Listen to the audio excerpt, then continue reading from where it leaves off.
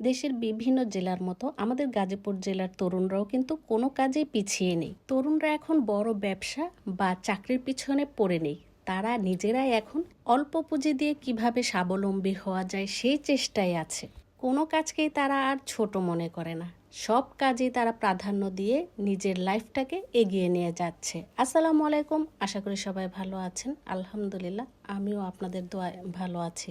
প্রথমে খুব বড় ব্যবসার জন্য বেশি ইনভেস্ট করে টাকা নষ্ট না করার চেয়ে অল্প পুঁজি দিয়ে ব্যবসা শুরু করে কিভাবে লাভবান হওয়া যায় সেই চেষ্টাই করে যাচ্ছে এখনকার তরুণরা। কিছুদিন আগেও যেই খালি জায়গাগুলো দেখেছিলাম গাজীপুরে আসা যাওয়ার পথে, এখন সেই জায়গাগুলো ভরাট করে কত সুন্দর উদ্যোগ নিয়েছে তরুণ সমাজ। তারা এখন আর বাবা মার কাছ থেকে টাকা নেয় না, নিজেরাই কিছু করতে চায় এবং নিজেরাই তাদের সেই টাকা দিয়ে বাবা মা ভাই বোনকে খুশি করে থাকে। এই উদ্যোগগুলি সত্যি প্রশংসার দাবিদার। ফাউকাল রেললাইন বটতলায় বেশ অনেকগুলো স্টল হয়েছে। আবার নতুন করে যেসব খালি জায়গা ছিল সেগুলো ভরাট করেও কিন্তু অনেকগুলো স্টল হয়েছে।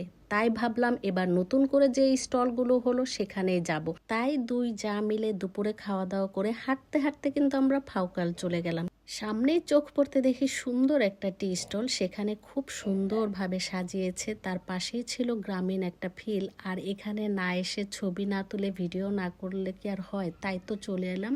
এই স্টলের মধ্যে ছিল মোমো, পপকর্ন, চা, আর কি ছিল আমার জানা নেই। তবে আমরা যেহেতু আর কিছুই খাবো না তাই চাটাই অর্ডার করলাম। আর এখানকার চা কিন্তু সেই স্বাদ ছিল।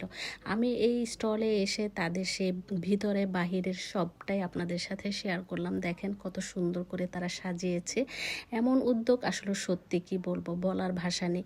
তারপর আমরা বসে অপেক্ষা করছিলাম চায়ের জন্য। যেহেতু এর আগেও অনেকগুলো চায়ের অর্ডার ছিল, তাই চায়ের অর্ডার দিয়ে আমরা বাহিরে বসে বাহিরের সৌন্দর্যটাও আমরা দেখে নিলাম। চায়ের জন্য বসে থেকে অপেক্ষা করতে করতে কিন্তু প্রায় সন্ধ্যা হয়ে গেল। তারপর আমরা চাটা পেলাম। চা খেতে খেতে এখানে যারা ছিল তাদেরকে দিয়ে দুই যা মিলে ছবি তুলে নিলাম। ওদেরকে বললাম যে একটু ছবি তুলে দাও। তারপর তারা আমাদেরকে সুন্দর করে ছবি উঠিয়ে দিল। তারা নিজেরাও ছবি তুললো। যাই হোক, তারা যেহেতু আমাদেরকে ছবি তুলে দিয়েছে তাই তাদেরকে ভিডিওতে নিয়ে নিলাম। আর এই যে দেখেন সন্ধ্যার যে সুন্দর একটা ভিউ দেখলাম, এটা যদি চা আগে দিয়ে দিত তাহলে হয়তো পেতাম না। চায়ের জন্য বসে অপেক্ষা করাতেই কিন্তু এই সৌন্দর্যটা দেখতে পেলাম। আমরা যদি আগে আগে চা পেয়ে যেতাম তাহলে তো আমরা সেখান থেকে চলেই আসতাম, আর এই যে এত সৌন্দর্যটার উপভোগ করতে পারতাম না। সামনেই দেখি দোলনা, দোলনা দেখে তো আমার ভালোই লাগে। যেখানে যাই সেখানে যে দোলনাতে উঠতে ইচ্ছে করে। আর ছোট বাচ্চাটার সাথে বসে দোলনা খাচ্ছিলাম আর তার সাথে গল্প করছিলাম, সে খুব মজা পাচ্ছিল। আর এই ছিল আমার ছোট্ট একটি ব্লগ। নেক্সট ব্লগ দেখার আমন্ত্রণ জানিয়ে আজকের মতো এখানে আপনাদের কাছ থেকে বিদায় নিয়ে আজকের মতো শেষ করছি। আল্লাহ হাফেজ সবাইকে।